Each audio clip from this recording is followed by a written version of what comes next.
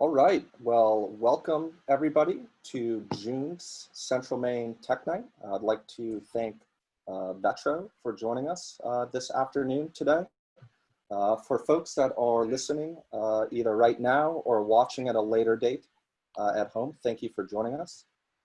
For Zoom participants today on Thursday the 11th, thank you for joining us. As some folks know, and I do see some Tech Night regulars with us today, please feel free to drop any questions or comments in the comment section, and we'll be monitoring. We do have a nice group this afternoon, and I do already see some really nice experience within the IT and fiber infrastructure, broadband infrastructure industry. So maybe at the end, if there's time, we can also open it up to a Q&A. So with that said, and for folks that are new to Central Maine Tech Night, welcome to June's Tech Night, albeit occurring in the evening today. It's wonderful to see everybody in a digital format this afternoon. And for those first-time Tech Night viewers, this is being broadcasted virtually via Zoom. We will be uploading this recording for later viewing enjoyment. For those of you that have not attended in the past, Central Maine Tech Night is a monthly, typically evening event where in our small group setting, founders and leaders share real advice on how they overcame challenges, capitalized on their target market, and developed their product, providing you with actionable insight for your own products and processes. You may find us on Facebook or online at centralmaine.org underneath the Tech Night tab. I'd like to thank our sponsors this afternoon. This free event is presented by Central Maine Growth Council and is sponsored by CGI, Thomas College's Harold Alfond Institute for Business Innovation, Valley Beverage, and Bricks Co-working and Innovation Space at 10 Water Street in downtown Waterville, Maine. That is, of course, our typical physical location for Tech Nights. So thank you all. June's Network Tech Talk this afternoon is fiber mapping and broadband services in a COVID-19 economy by Sean and the rest of the VETRO team. Having raised more than $1 million from a recent funding round, in this live virtual presentation, Portland-based VETRO FiberMap will provide an overview of how it is deploying broadband mapping and fiber management software to the telecommunications industry while navigating the complexities of growing a tech-based startup during COVID-19 pandemic. Again, for those that are not familiar with VETRO yet, VETRO is a Portland-based developer of cloud-based broadband mapping and fiber management software for building the next generation of internet infrastructure from strategy to splice. So with that said, thank you again, VETRO, and without further ado, I will pass this to Will to introduce us. Oh, thank you. Thank you very much, Garvin, and everyone who is attending this session today. We appreciate the invitation, and we're happy to share our story with you a little bit. Before, oh, go ahead. That's good, Sean. Sorry. That's all right. My name is Will Mitchell. I'm the CEO at VETRO and the co-founder. Sean Dundon, who's flipping slides and will also be presenting, is our Director of Business Development and Sales. We have a couple other VETRO folks on. I don't know who can see what in the little screen here, but Victoria Carroll is also with us, our Communications Director. Before I talk about software and mapping, I need to establish my Central Maine credentials. So if anyone recognizes this building, if you're younger, you might think I'm a state police officer. I'm not. This used to be Oak Grove Coburn. It was my high school. I grew up in Vassalboro and spent middle school and high school in that building. So that was, also, if you can see my background, that's my sister's horse farm, also in Vassalboro, Lupin Farm. That said, let's talk mapping. You got a slide change, Sean? Yeah, sorry. Knew this would happen. Oh, got it. Oh, there's a little bit of a lag from when I push the button. I'm sorry. Let me try one. No problem. There you go. No problem. No problem. Let me just introduce the company, the business a little bit.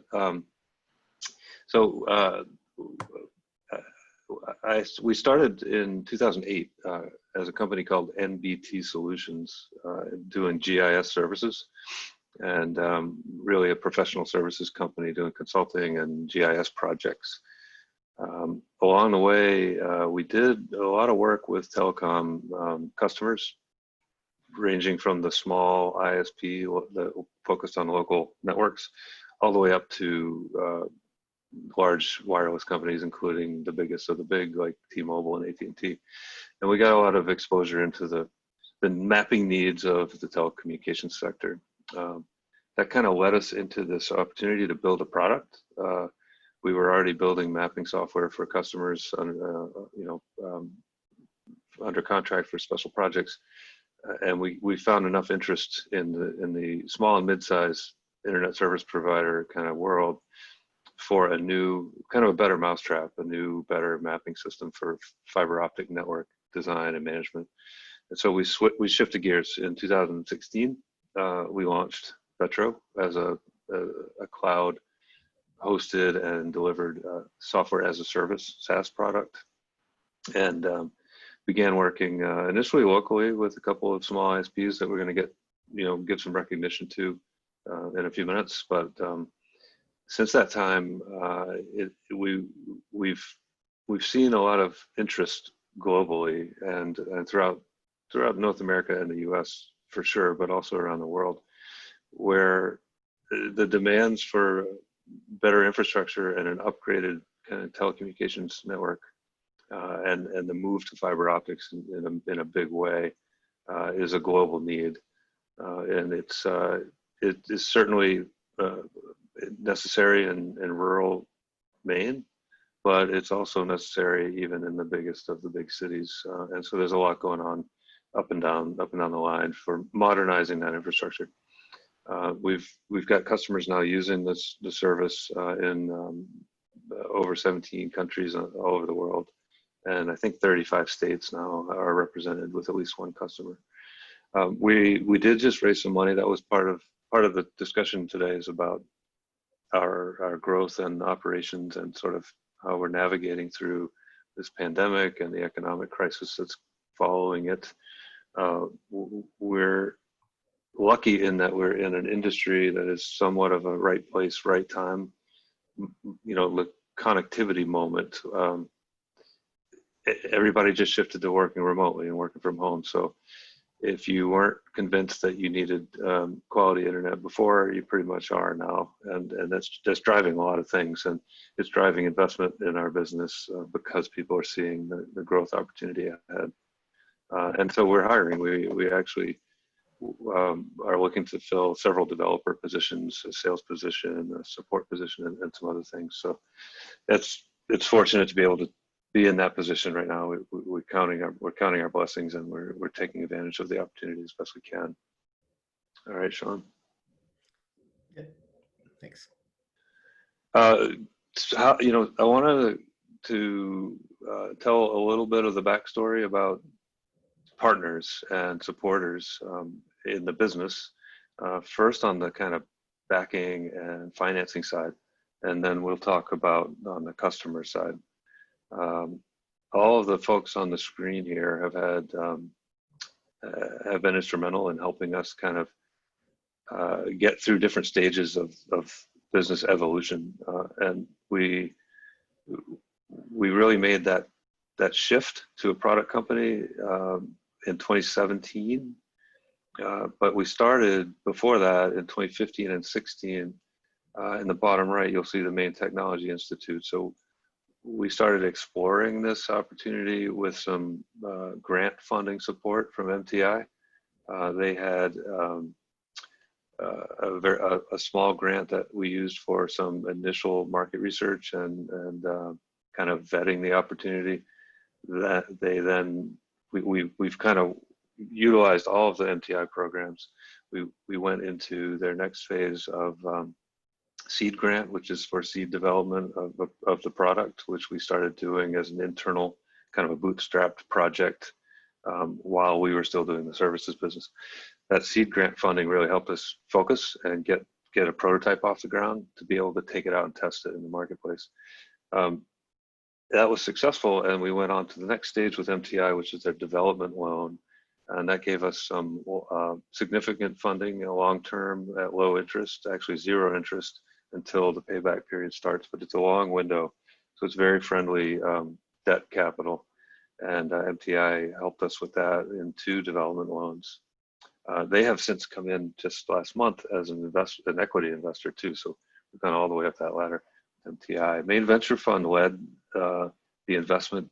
We did our first equity raise in 2017, led by MVF, and partnered with CEI Ventures. They have been with us since then along the way. It's been 3 years now. And they also led this second equity raise that we just are wrapping up now. FAME is an important instrument here. One of the our entity with programs that have helped us as well as a business to get off the ground. They have the seed tax credit program for investors. That's an incentive that gives investors either, if they're in state in Maine, a tax credit on state taxes that, up to a portion of their investment in companies like ours. And if it's actually available to out-of-state venture funds who might invest in a Maine company like ours to get a cash rebate up to a certain percentage of their investment as well. That one of the questions we had coming into this session was about the C-tax credit and whether it was relevant and useful to us, and it has been very helpful. That fund was recently augmented. It went from a $5 million annual fund to $15 million. And that boost is what's enabled our, or really helped fuel our current equity raise. The amount of that equity raise actually went up significantly, in part driven by the new interest, and in part backstopped or supported by this FAME program. The Maine International Trade Center has given us some support. We've gone global. We did our first trade shows overseas. We went to the UK and South Africa last year, and we got some export type grant support to do that from MITC, and that's been very successful.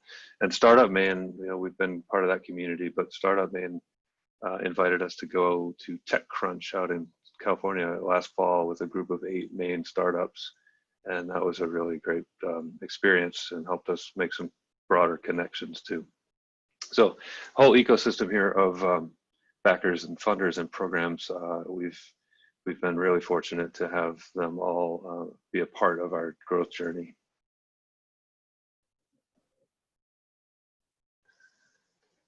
The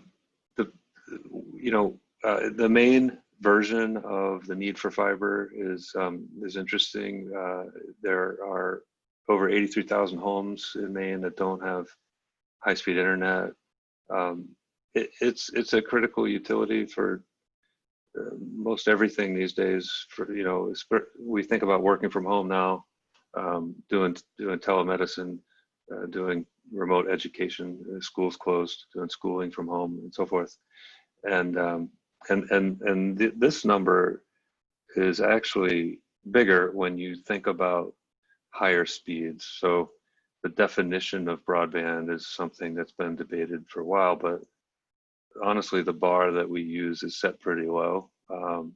And this is a number that can't get 25 down and 3 up in terms of speeds. And many would argue that that's not enough, even if you can meet that. So if you raise that bar to something like 100 megabits down, that number of homes that's unserved at that speed will go way up. So one thing that is going on right now, there's a bond on the state primary ballot in July that it seeks to fund the Connect Maine Authority with $15 million. That would be matched by $30 million in other funding, and that would be a $45 million shot in the arm to help subsidize some broadband build outs in unserved rural Maine and unserved and underserved parts of Maine. Thanks, Sean. Yep. We're kind of looking at the macro view here, we weren't sure how much content to cover here, but I'll explain a little bit about what's going on federally and how it kind of flows into Maine too. Before COVID, there was already this massive momentum to invest in broadband infrastructure and to close the rural divide, the digital divide, as it's known, and to get people connected. And unrelated to COVID, there was a $20 billion auction put in play this year. The FCC is putting that together. It's called the Rural Digital Opportunity Fund, and 16 billion of that will be going out this fall. Will be awarded this fall. It covers 10 years of build activity, but it's substantial money to help make what might be too dispersed and too costly builds feasible, economically feasible. And the map, you can't really see it on the screen, but there are census blocks that are eligible for this money, and there are quite a few of them in Maine.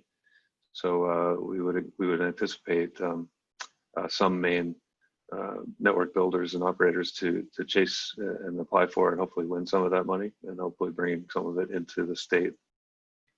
The thing on the bottom is another map. It's hard to see, but the Connect America Fund was the precursor to the RDOF, and it was a $2 billion grant program.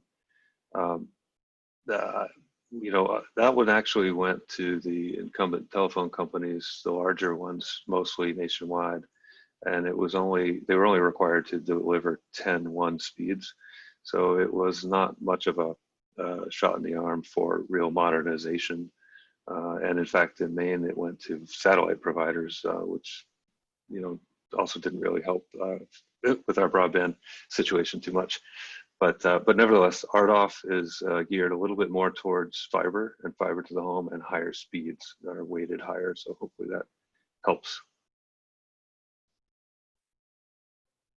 And then there's another federal program. Again, this is not all about federal subsidy or public money, because there's a lot of private investment going on.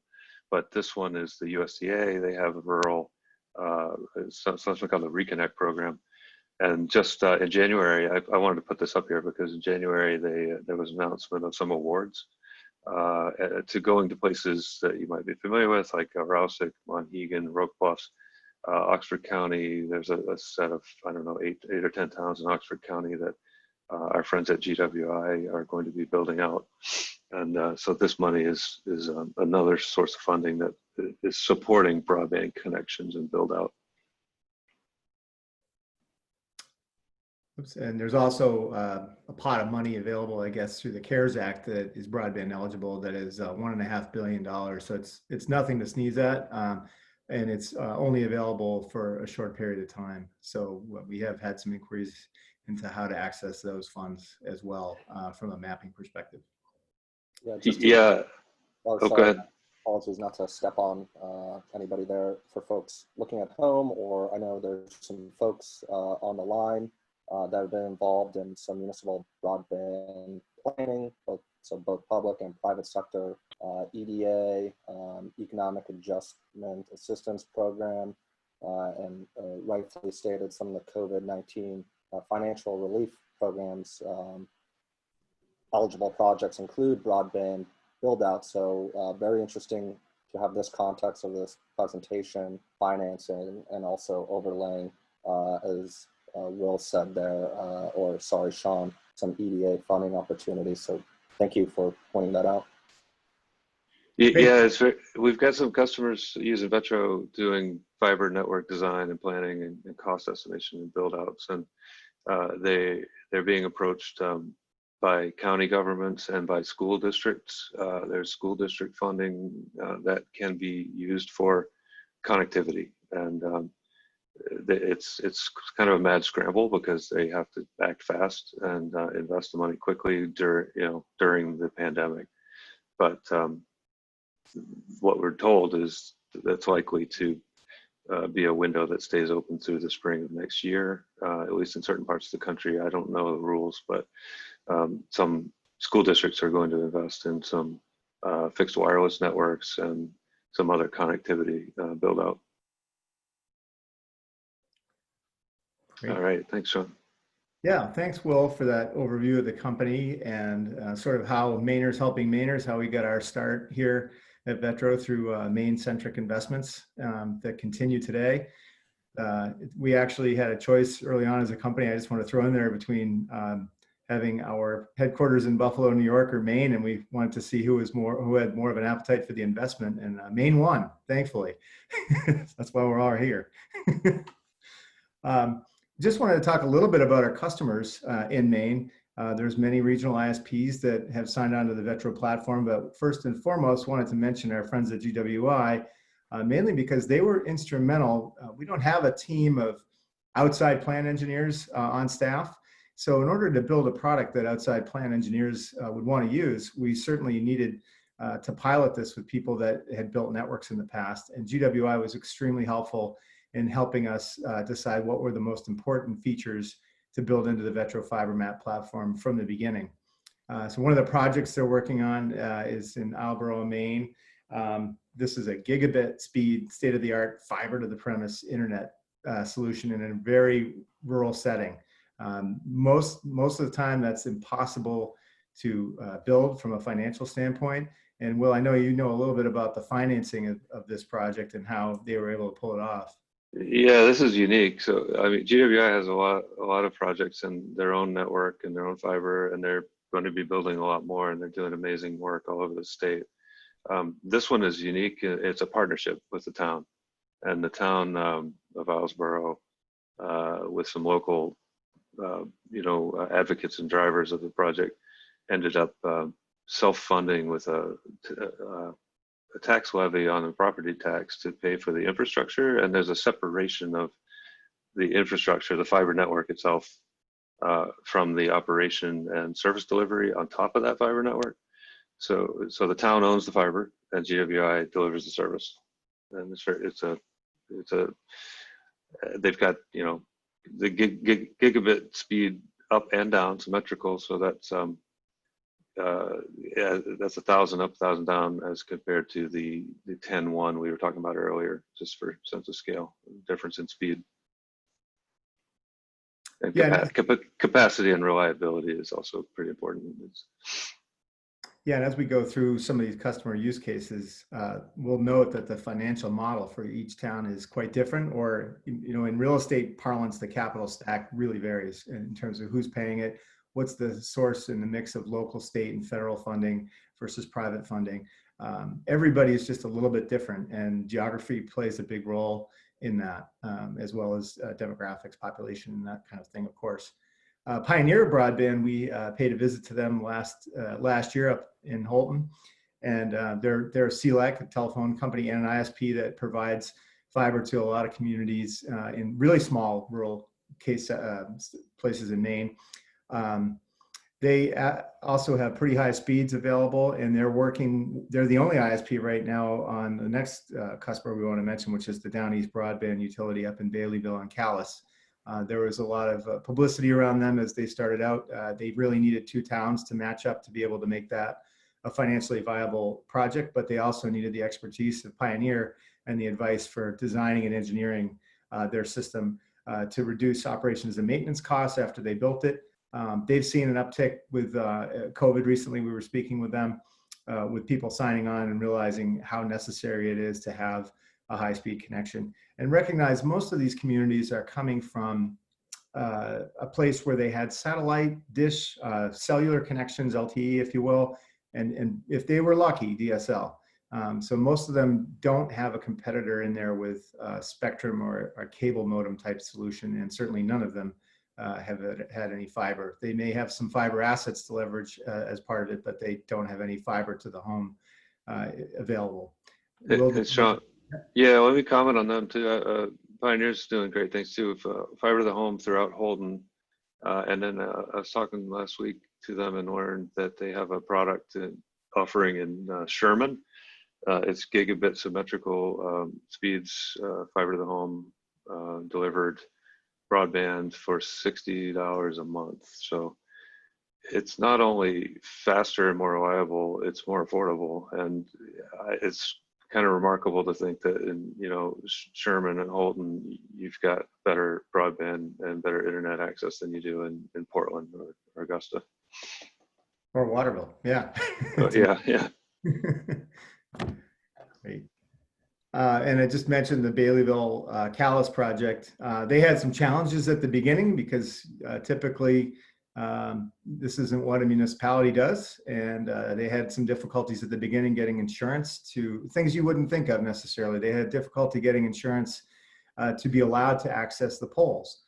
There were other people that own the poles, and they didn't necessarily want uninsured or unexperienced people on their poles. So they had to pay there's a schedule delay and a little bit of money to get on those poles. But right now they're reaching, I think they built out the last area. So everybody is eligible in these two communities. And they're working on, it's an open access network, which is important to note. So while Pioneer is currently the internet service provider, no one else is prohibited from coming in there as an internet service provider and using that network. And that tends to drive down prices considerably, although the prices are starting out reasonably as well. Compare that to, maybe an urban or suburban Boston use case where you have Verizon Fios, which is a fiber product. Most of those folks are paying well over $100 a month for a high-speed connection. So the prices Will mentioned are quite reasonable. This is, and Sean, this broadband utility overlay district. It's similar to like a water district or something where towns can band together and create an entity to finance and fund and own the infrastructure, the telecom infrastructure. I think there are quite a few more in the works around the state. It's a new construct. I think it was just authorized a year or two ago legislatively. And this is another example where there's one entity owns the pipe, so to speak, and another provides the service. In this case, Pioneer is the service provider. Yep. And let's see, we as VETRO sell to a lot of electrical co-ops, and that's not a very common model up in the Northeast. So our answer to that from a legislative standpoint was to allow the creation of these broadband utility districts. I can think of one we're working on now, we'll get to in a minute. But Axiom up in Machias is another customer of ours, and they just announced fiber to the premise business services in downtown, for all of downtown Machias, but they've also been very active on the islands and in other places. You can see the list here. I believe they were responsible for some beaming a microwave signal over to Monhegan and then having fiber on Monhegan. They've also been working, I believe, on Cliff Island here in Casco Bay. So they're kind of all over the place, and they understand the economics of it for these really small builds very well. Will, I don't know if you wanted to add on to what they're doing with the digital divide and yeah, well, actually, we've got a long history of doing educational programming as well, and helping folks with digital literacy and learning how to use the tools made available to them over the internet connections that are provided. So yeah, that's just a comment there. And then Otelco, which is here in Maine. Ironically, I guess we're working in states with them outside of Maine, but this is with a product that we have called our Z Manager. And in that instance, we set up a portal for the customer to gauge customer demand. So the customer, Otelco in this case, will set up the zones where they offer high-speed service or where they're planning to offer it, both residential and business plans, as you can see here. And it automatically populates the map that they're already using for design, which is VETRO. So it's a way to integrate both the customer-facing sales and marketing piece. Where are we going to build? Where are we going to build next? Where exactly is your house located? There's some address verification qualification in there. So we build these sites a lot for both internet service providers and electrical co-ops alike. To really, the idea is to be able to have the sales and marketing team constantly refine their zones, their messaging, and their pricing as they wish, as they go on their build, because the financial model constantly has to be iterated upon to get the returns that they need. So they really need control over that messaging and that pricing and where they're going to build.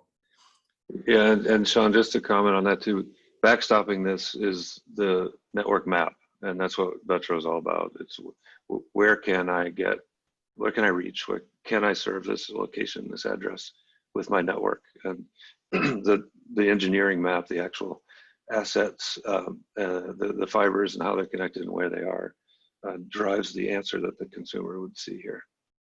Yeah, a real interesting footprint you can see down the bottom: Alabama, Maine, Massachusetts, Missouri, Vermont, and West Virginia. Yeah. And then last but not, well, actually, we have one more after this, but Casco Bay Advisors and Brian Lippold, we work with very closely. They're located in Gardner, but they're doing projects all over the state, as you can see down the right-hand side here. But they're mostly doing feasibility studies and design, and they're working in tandem with other engineering firms to actually deploy and build the network. So their use of VETRO is the planning and design phase. So they heavily use our costing tools. They bring in all of the assets from the electric companies, such as the pole data, to go ahead and begin their design network and kind of look at the condition of the poles, what they need to do for make ready, and try to come up, they take a very high level design and then work with an engineering company to bring it into a low level design, which is something suitable for an actual contractor to build.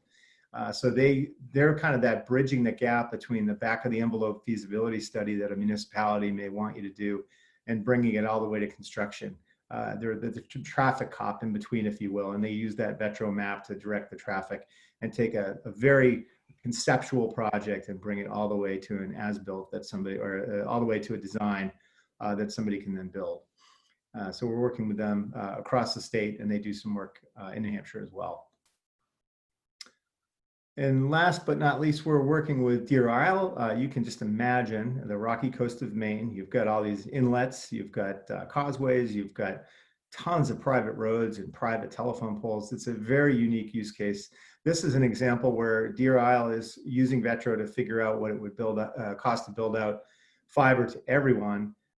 They'd done a feasibility study and they wanted to take it to the next step and try to get a cost. But I think their longer term goal is to partner with the Peninsula Utility Broadband Group, which is 8 towns centered on Blue Hill, essentially going right down the peninsula, to create something for everybody. So not just Deer Isle, Little Deer Isle, and Stonington, which is the study area that we're looking at now, but the rest of that whole peninsula as well, excluding, I think, Brooklyn, who is working a deal with another provider. But what we're working on with them is to do an automated design using artificial intelligence through one of our partners that basically does a high-level design. Then we bring it into VETRO, and then the people that are local can then move, that are GIS savvy, can then move these points and lines around and say, hey, I know that's a private road. They can use Google Street View and say that those are poles, but they're not owned by the utility. They're private. We need to add these to our design all the way to the house. It's a very, very unique use case, and the Maine Community Foundation gave them a small grant to be able to produce these results, and we're coming towards the end of that study right now. And then I'll have Will take it over here, but we've been working with the Connect Maine Authority for some time. This is really why that broadband bill is important come July. Their budget's been between $1 million and $2 million, give or take. And it really needs to be something more substantial, $45, $50 million, to be able to make a dent. They give out a lot of planning grants, and I don't want to discount any of those things, but in order to actually bring broadband service to bear, they're going to need this bond. And we're hoping to help them identify the areas of critical need as they get grants. So far, our role with them is to be able to help them with mapping and crowdsourcing actual speeds in certain areas, but also help them evaluate the grants that they get back through our mapping interface. Will, I don't know if you wanted to talk a little bit more about Connect. Yeah, maybe go one more slide forward here. Yeah.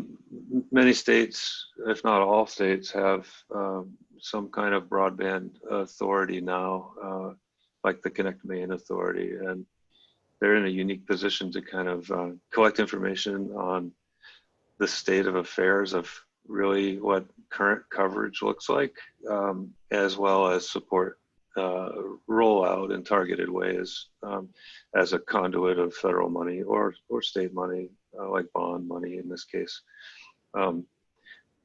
One thing that's actually, Sean, if you go back to the last one, you'll see the color-coded roads. One thing that they've been trying to work out is how to get more granular with broadband coverage mapping. It's a national problem because it's done by census blocks.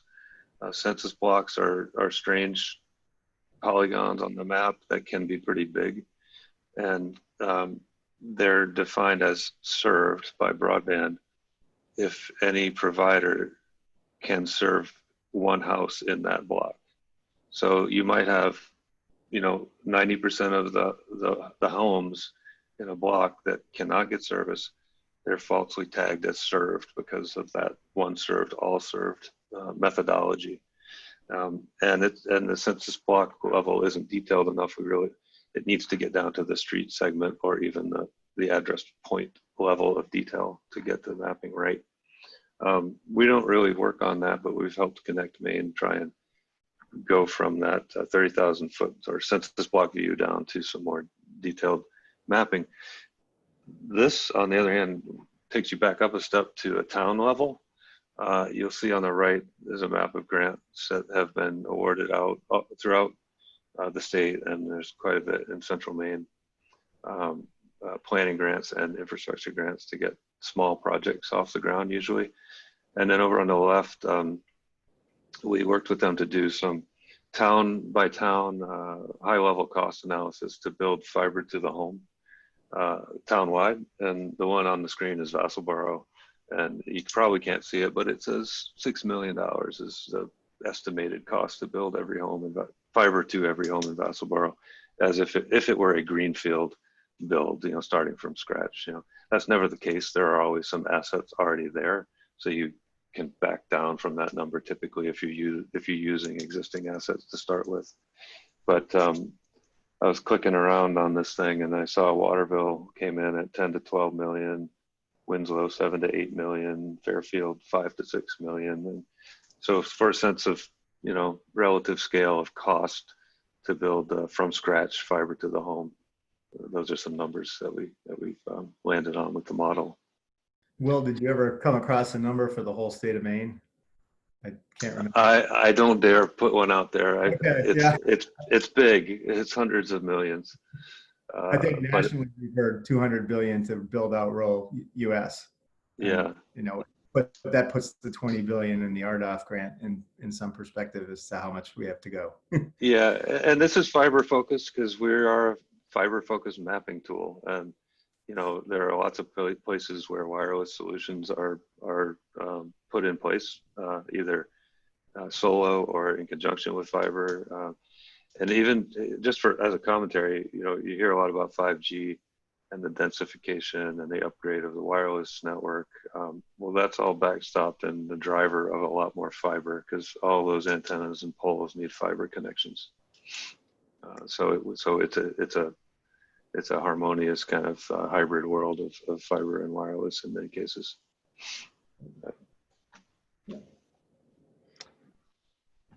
Thanks, and that's sort of our main perspective from VETRO FiberMap. We really appreciate the opportunity, and we'd love to have some Q&A if you'd like, Arvin.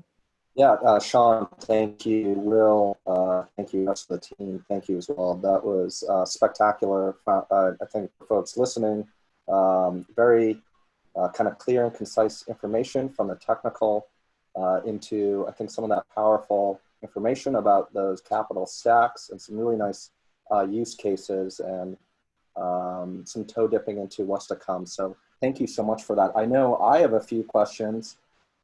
Before I jump in, I will pause just for a moment to see if anybody on the line would like to jump in verbally a communication or dropping something in the chat feature if desired. So I'll just pause here for a quick moment.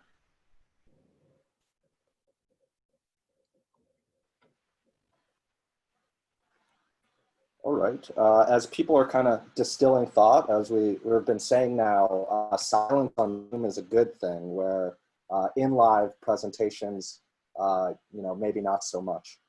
So maybe kind of tacking back to some of the earlier slides, VETRO in this very dynamic time within COVID, already in a raising capital phase. Can you just touch on a little bit on what VETRO plans to invest in with some of the recently raised capital? Yeah, absolutely. Well, first of all, one thing I will comment on is that it's been a real whiplash of year so far when we were out kind of making pitches and planning for this raise late last year and into the beginning of 2020. In January and February, we had some deals coming together and everything was looking rosy. And then in March, everything just fell apart. The world went into crisis and the financial markets went into turmoil, and investors all said, "Wait a minute, we got to take a pause, hit pause." So that was a tricky patch to navigate. And again, we were very fortunate to have the institutional backing of folks like the Maine Venture Fund and CEI Ventures, because they've got the long view in mind, and they've got our backs, and they've seen our really solid progress and what's going on, our momentum. So they stepped in to kind of lead this raise, and that catalyzed new investors coming to the table. And once it was clear that although a lot of uncertainty loomed, there was going to be this surge in demand for fiber and broadband connectivity, that came full circle, and we were planning to. We had to raise the ceiling. We raised as of this week about twice what we set out to raise. So it actually came back bigger than expected, and giving us capacity to really lean in and go on offense and build faster and further. What we're going to spend the money on is investing in the platform and product development.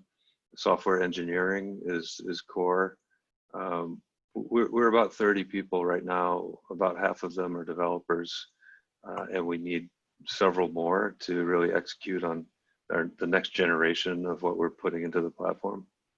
And it relates to scaling up. So we've cut our teeth serving very small, locally focused ISPs all around the country. And now we're starting to do business with some large regional fiber network operators. So we're scaling the product to meet their needs. That's the gist of it. And the support services, we still do GIS work. We help people migrate network mapping data into the platform or otherwise work with GIS data. That team is overstretched on our side. We have to help build that out to be able to support the growing number of customers. We've got about 150 businesses using VETRO today operationally, and we're adding them very quickly. So we need to scale the team to double that user base and deliver service to them. Yeah, and if I could just add, our typical customers are not just the internet service providers that we're talking about, but municipalities will buy VETRO to manage their assets and have a network inventory. I think we mentioned electrical co-ops, wireless internet providers that are building fiber to their towers and then building fiber to the premise as another customer segment. We're seeing some other innovative applications too, like Department of Transportation. There may be some military opportunities for us. There are people that solely connect data centers. They don't connect any homes. They're just connecting data centers or doing edge computing, basically bringing the Netflix server closer to you and connecting that. Anything that anyone needs to track strand management, manage their fibers in a geospatial environment is a potential customer. And that's both globally and nationally. So to that end, we have direct sales, but we're also developing partnerships with people that make the gear, the actual fiber, the switches, the hardware, as well as some software partners that we use that do things to help bring the whole fiber network to bear that the VETRO platform doesn't do. We know we're a cog in the wheel. We like to be the map, but we do work with some other software providers that provide automated design services and construction management and billing systems and things like that. So when you get VETRO, it's something that can play well in the sandbox with your other solutions and tools. Yeah, well, another comment on that. We were from the start cloud native and cloud only, and we utilize Amazon Web Services for hosting infrastructure and for delivering service. So we were always building this product and selling it and delivering it remotely from the cloud. And most of our competitors that might have been around in the space longer were not. So being a SaaS product in the cloud just naturally gave us an advantage in the moment that we're in, and it has allowed us to sell literally globally right from Maine, and 90% plus of our revenues are generated from outside of the state, and they do flow into the state. So we're consider ourselves an exporter in that regard. Great, thank you so much. And not a question, but we do have a comment. Great product. So I think we have some concurrence in the chat here.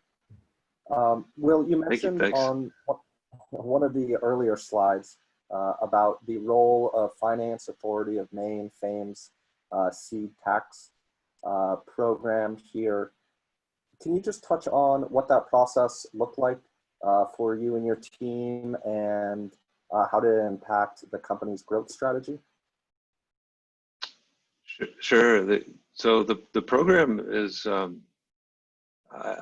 think, we were kind of new to it in 2017. We did take advantage of it then, and it got somewhat discovered and oversubscribed. It became popular when it was discovered, I think, more widely, to the point where last year there's an annual $5 million allocation to the fund, and last year on January 1st, or the first business day of the year, people were camped out in Augusta at the FAME office to get there. It was first come, first serve, and sure enough, on day one, the full amount was spoken for. That same thing happened in 2020. It wasn't. They changed the rule slightly, so you didn't have to camp out. It was everyone who came in on day one would be treated equally. And if there was more than $5 million asked for and approved, it would be prorated down a little bit. This refueling or refunding that just happened a month or two ago, adding $10 million to that fund opened the door again, and it was part of how our particular equity raise bounced from, well, it doubled in size because the interest was driven up higher, in part by that incentive. And it's quite an incentive. The investor, with some of the rule tweaks that were also just made, is eligible for up to 40% of their investment back. So if someone were to put $100,000 into a company like ours, they could get up to $40,000 in a credit, either as a tax credit for Mainers or as cash for out-of-state funds over 4 years in quarterly installments. So that's the nature of the program, and it certainly has helped us. We've had a number of investors take advantage of it. This round, this investment raise we've just completed, brought in a fund from New Hampshire called York IE. They were certainly in part swayed by that FAME program, and they have since brought additional investors along with them to invest in not just VETRO, but another Portland software company. Great, thank you so much. And then maybe, and this was touched on by both Sean and Will, but kind of based on VETRO's origin story and biography of expertise within mapping and GIS, geographical information systems, can you just touch on the importance of good network mapping, why this is so very challenging, and then maybe for folks that aren't industry experts, just kind of maybe broadly speaking, the power of GIS brings to the table within this industry? Yeah. So what the VETRO platform is, and we didn't really even explain that at the beginning too much, but it's an inventory tool. It's a documentation system in the form of a geographic information system, which essentially is a database attached to a map. So behind, you have layers on the map. In our case, we're talking about utility poles and fiber cables and bits of equipment where fiber is spliced on those cables, equipment at the sending and receiving end, the electronics that serve data over the fiber, all of that, it needs to be inventoried. And it's fairly fundamental to any wireline telecom operator, this need to know where my network is, what's out there, and how is it connected and put together. How does the data travel the path, the network path, from point A to point Z? How does the internet get to your office, essentially, or your home? And that physical layer inventory is served by GIS technology. It has been for a long time. We go beyond just the map, the line on the map, where is it? And we go inside the cable. So there might be 144 strands of glass in one cable. Each one of those needs to be documented and inventoried. And at every junction or intersection, you need to record how it's spliced to the next fiber cable. And it gets quite complicated in there, that sort of inventory and being able to manage it on an active basis. So it's fundamental to a network owner operator or an ISP to know how they can get to their end customers with the physical path, in our case, in terms of fiber. We're also giving people tools to design new networks and to get cost estimates. So I can lay out a plan or a potential project in a design stage and learn how much it's going to cost to build it, and essentially get my blueprints to go build it. And then beyond that, now I'm doing the operational stuff of making connections, adding drops, and doing maintenance and things like this. So the map is just fundamental to telecom and fundamental to wireline and fiber in particular. I'm not sure if that answered the question or not, but yeah, no, thank you so much. And I think that's one of the kind of questions we often get is access to mapping resources, and sometimes where is this infrastructure that may be subsurface or not. So having some of those powerful tools is so invaluable. One more comment on that is that we're basically giving the tools to the network owner to map and inventory their own network and manage their own network. So we're often, people often think that VETRO FiberMap is an inventory of all fiber that's out there. It's not that. I mean, we have a lot of customers in Maine. If they all wanted to put their data together, it might become that, but it's private. They're managing their own assets, which are private to that company. It's not a discovery tool. That sort of discovery and coverage mapping we have been involved in outside of VETRO in the past. Before VETRO, we built a tool called Fiber Locator that was meant to show kind of everywhere that there's fiber. It's an incomplete system, but there are some tools out there that do show existing fiber assets that you can get at. Well, Will, thank you so much to the VETRO team. Thank you so much. Really found that to be extremely helpful and engaging. Thank you to the folks for joining us this afternoon. I did even see somebody in there from our Town of Oakland Broadband committee, which was a recipient of one of those Maine Community Foundation grants.